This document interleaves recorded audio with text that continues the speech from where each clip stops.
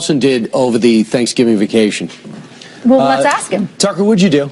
I just drank Bud Light, waiting for that special gold. No, I drank Buckler. No, I went fishing in Florida, as always. Come on. Fantastic. Buckler is a great non-alcoholic beer, isn't it? Yes, it is. That's my favorite one. I totally one. agree. Take that, O'Douls. Okay, you know, they might be actually drinking over at Trump headquarters because, you know, Jill Stein has thrown an IED into the whole party over there with this recount request.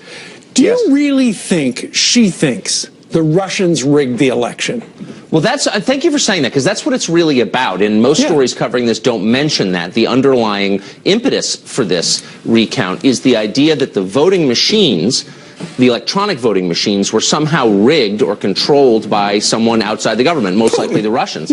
That's a pretty big allegation. Now, I don't dismiss anything. There's no evidence of that, but I mean, I'm open-minded. I want to see the evidence. This recount doesn't bother me, actually.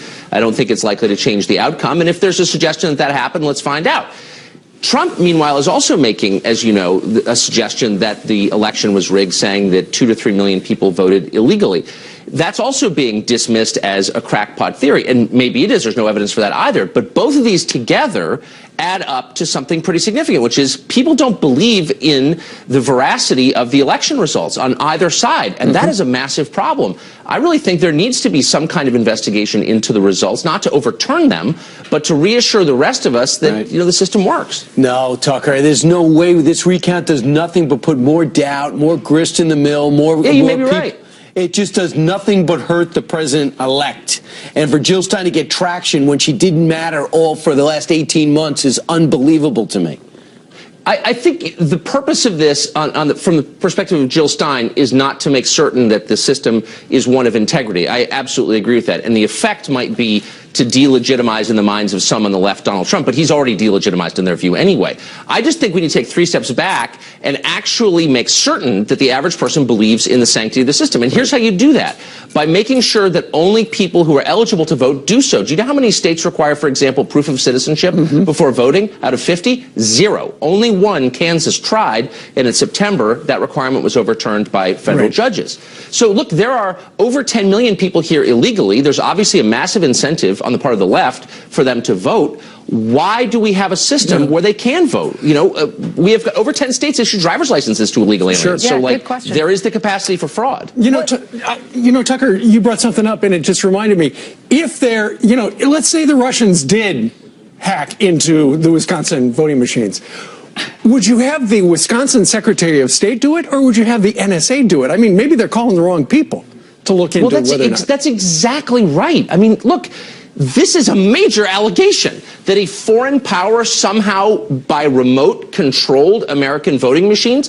By the way, if there's any proof at all, any suggestion that that's actually true, that's a 5-alarm fire in the center of our democracy. I mean, we really need to get on that.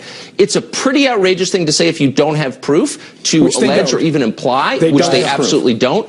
But I mean, shouldn't somebody say, okay, let's take a sober look, not necessarily recount the votes, but at the voting machines? Like, what are you saying? And press the people who are pushing this to be specific. Like, what exactly are you saying? Yeah, no one's doing that. There should be more proof. Let's talk about the transition team, because Kellyanne Conway was on the and Newt Gingrich on the Sunday shows talking about how they're not for Mitt Romney.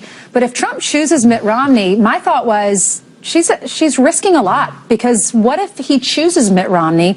What does that mean for her? Well, she's obviously, and this is just my view, I think she's a very brave person to say that. She clearly means it. I agree. And if this is the new era we're living in, now everyone in Washington is scoffing, how dare she speak out of turn and without permission? But my view is how refreshing it is to see someone say what she really thinks on television for once. I mean, she's making a real case, and it's two parts. The first is, if Mitt Romney was, had a lot of support among Republican voters, he probably would have been the nominee.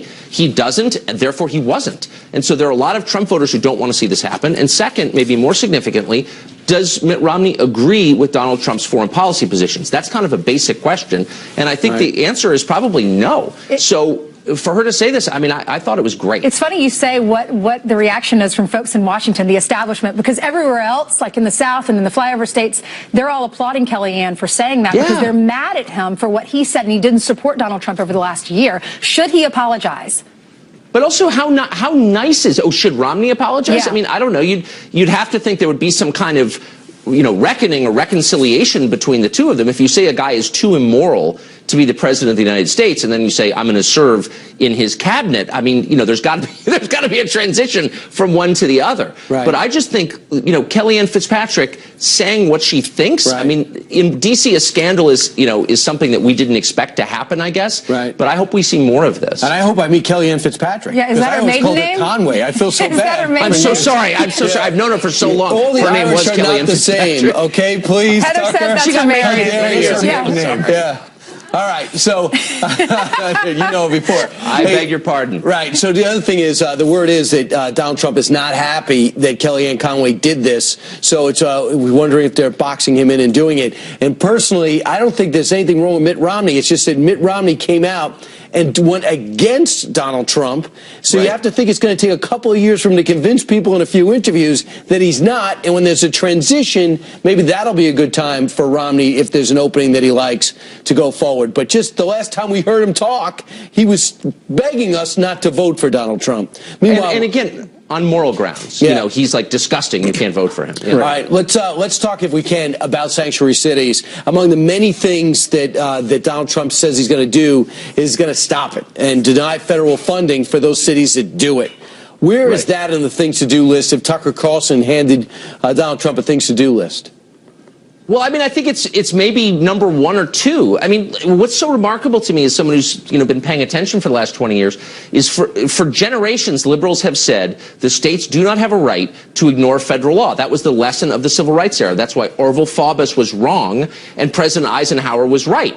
The state of Arkansas said, we're just not doing that. And the Fed said, no, you must, because it's federal law. And liberals, and me too, have said, yes, that's exactly right.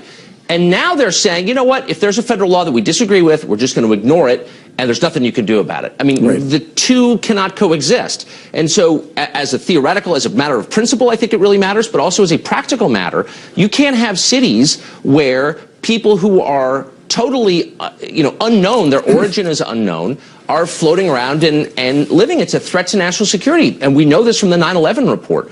We know that I think it was 6 out of the 19 hijackers had violated immigration law.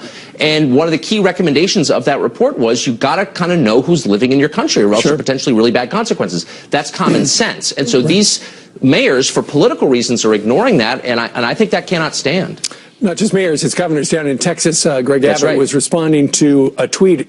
Guy said, hey, the city of Austin just reinforced that they will forever be a sanctuary city. And then he came back and he said, yes, is there anything you can do to reverse it? And the governor said, yes, I'm going to sign a law that bans sanctuary cities. Also, I've already issued an order cutting funding to sanctuary cities. That's really what Donald Trump can do as commander-in-chief. He can cut off the funding just like that. Well, it's a little much to say to the federal government, look, we're not going to obey your laws. We reject your laws, man, but we still want the subsidy. I mean, you know what I mean? It's like a little like one of your teenage kids saying, I'm not going to obey anything you say, and up yours, I'm giving you the finger, but you still have to, pay me, $500 a month and my tuition. I mean, like, you can't have both, sort of, right? All right, Tucker Carlson, it was a great start to your show at 7 o'clock, and this week, somewhat controversial. You're going to do a best of Tucker Carlson, looking back at the week that was. It's early, yes. That's I'm also doing an autobiography. Tucker, congratulations on the success. Thanks, guys. Everyone's It's great to see you. We're all happy and for you. especially you, Ainsley. Thank you. I love you. His favorite. Thank you. As usual. Sorry, guys. Points right away.